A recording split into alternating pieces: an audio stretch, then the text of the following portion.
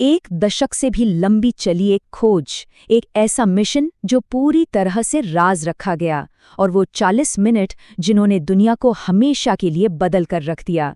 ये कहानी है उस रात की जब दुनिया के सबसे खतरनाक आतंकवादी को उसके अपने ही बनाए किले में घेर लिया गया था। सोचिए, रात का गहरा अंधेरा, पाकिस्तान का एबटाबाद शहर, और दो ऐसे खास हेलीकॉप्टर जो रडार की पकड़ में भी नहीं आते, एक बड़े से कंपाउंड की ओर बढ़ रहे हैं। ये कोई मामूली मिलिट्री ऑपरेशन नहीं था।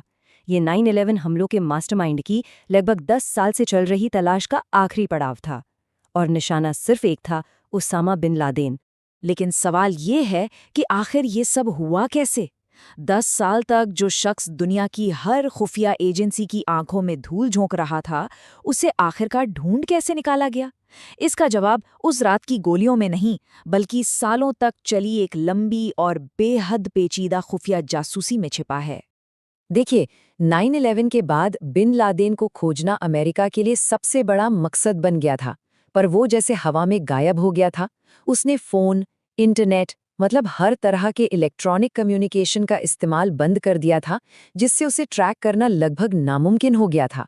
उसे खोजने का बस एक ही रास्ता बचा था। ये बात आज के ज़माने में सोचना भी अजीब लगता है ना? जहां हम सब डिजिटल दुनिया में जी रहे हैं, वहीं बिन लादेन पुराने तरीकों पर लौट गया था। वो सिर्फ हाथ से लिखे खतों पर भरोसा करता था, जिन्हें उसके कुछ बहुत ही भरोसेमंद लोग एक जगह से दूसरी जगह ले जाते थे। यही उसकी सबसे बड़ी ताकत थी, और आखिर में यही उसकी सबसे बड़ी कमजोरी साबित हुई। तो अब कहानी एक जासूसी थ्रिलर का मोड़ लेती है। सीआईए ने सालों तक पकड़े गए आतंकियों से हुई पूछताछ से मिले छोटे छोटे सुरागों को जोड़ा, ताकि इन खास कुरियर्स में से किसी एक की पहचान की जा सके और उसका पीछा किया जा सके। और ये स्लाइड ये पूरी कहानी बताती है। सब कुछ शुरू हुआ एक निकनेम से, अबू अहमद अल कुवैती, जो पूछताछ के दौरान सामने आया था। सालों की मशक्कत के बाद सीआईए को उसका असली नाम पता चला, और फिर अगस्त 2010 में उसका पीछा करते करते खुफिया एजेंसियां सीधे पाकिस्तान के एबटाबाद में बने इस अजीब से दिखने वाले कंपाउंड तक जा पहुंची। अब जरा इस कंपाउंड पर गौर कीजिए। इसकी दीवारें 18-18 फुट ऊंची थी, जिन पर कांटेदार तार लगे थे। यहाँ रहने वाले लोग अपना सारा कचरा बाहर फेंकने की बजाय जला देते थे। कोई इंटरनेट या फोन लाइन नहीं थी। एनालिस्ट्स के लिए ये सारे इशारे खतरे की घंटी थे। साफ था कि ये कोई मामूली घर नहीं था। इसे किसी बहुत ही खास आदमी को दुनिया से छिपाने के लिए बनाया गया था। और सवाल था, क्या वो आदमी बिन लादेन था? तो मिशन को एक कोड नेम दिया गया, ऑपरेशन नेपच्यून स्पेयर। लेकिन वॉशिंगटन में इस बात पर जबरदस्त बहस चल रही थी कि अब आगे करना क्या है। कोई भी 100% पक्का नहीं था कि बिन लादेन अंदर ही है, और वहां छापा मारना एक बहुत बड़ा खतरा मोड़ लेना था। ये टाइमलाइन दिखाती है कि वॉशिंगटन में कितना बड़ा और मुश्किल फैसला लिया जा रहा था। राष्ट्रपति ओबामा के पास दो ही रास्ते थे।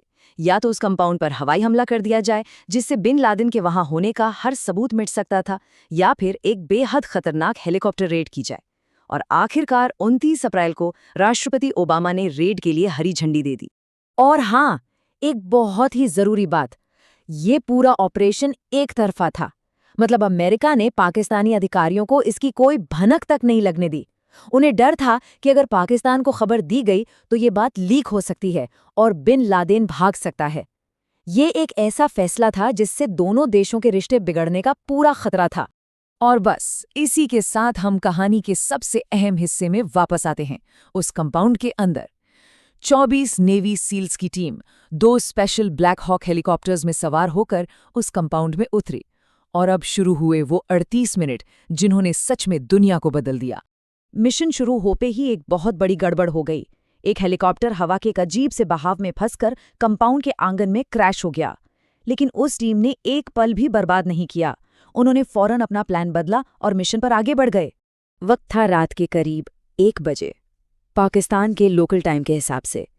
टीम ने गेस्ट हाउस और पहले 2 मंजिलें तो खाली करा ली थी, और फिर वे पहुंचे तीसरी मंजिल पर, जहां उनका सामना हुआ उसामा बिन लादेन से। और फिर रेडियो पर वो कोडवर्ड गूंजा जिसने इतिहास बदल दिया, for God and country, Geronimo Geronimo Geronimo. ये इस बात का सिग्नल था कि बिन लादेन मिल गया है। व्हाइट हाउस में मौजूद राष्ट्रपति ओबामा ने सिर्फ इतना कहा, हमने उसे पकड़ लिया। अब यहाँ पर बिन लादेन के आखिरी पलों को लेकर कहानी के 2 अलग-अलग वर्जन सामने आते हैं। रेड में शामिल एक सील के मुताबिक बिन लादेन को पहले सीढ़ियों पर घायल किया गया और फिर कमरे में मारा गया। वहीं रॉबर्ट ओनिल नाम के एक दूसरे सील का दावा है कि उन्होंने कमरे में बिन लादेन का सामना किया और उसे मार गिराया। हालांकि ऑफिशियल रिपोर्ट्स ये कहती हैं कि बिन लादेन के पास कोई हथियार नहीं था। तो कुल मिलाकर उन 38 मिनटों में क्या-क्या हुआ? बिन लादेन के मारे जाने की पुष्टि हुई, उसके साथ-साथ 4 और लोग मारे गए। टीम ने वहां से भारी मात्रा में कंप्यूटर, हार्ड ड्राइव्स और दस्तावेज बरामद किए और निकलने से पहले उस क्रैश्ड हुए हेलीकॉप्टर को वहीं पर तबाह कर दिया। तो ये रेस तो खत्म हो गई, एक चैप्टर बंद हो गया, लेकिन एक नया चैप्टर शुरू हुआ जो था सवालों और विवादों का, और जिसने कई राजनीतिक और नैतिक सवाल खड़े कर दिए। बिन लादेन के शव की पहचान डीएनए से हुई और फिर एक ऐसा कदम उठाया गया जिस पर आज भी बहस होती है, उसे समुद्र में दफना दिया गया। अमेरिकी अधिकारियों का कहना था कि ऐसा इसलिए किया गया ताकि उसकी कब्र किसी आतंकी के लिए तीर्थ स्थल न बन जाए।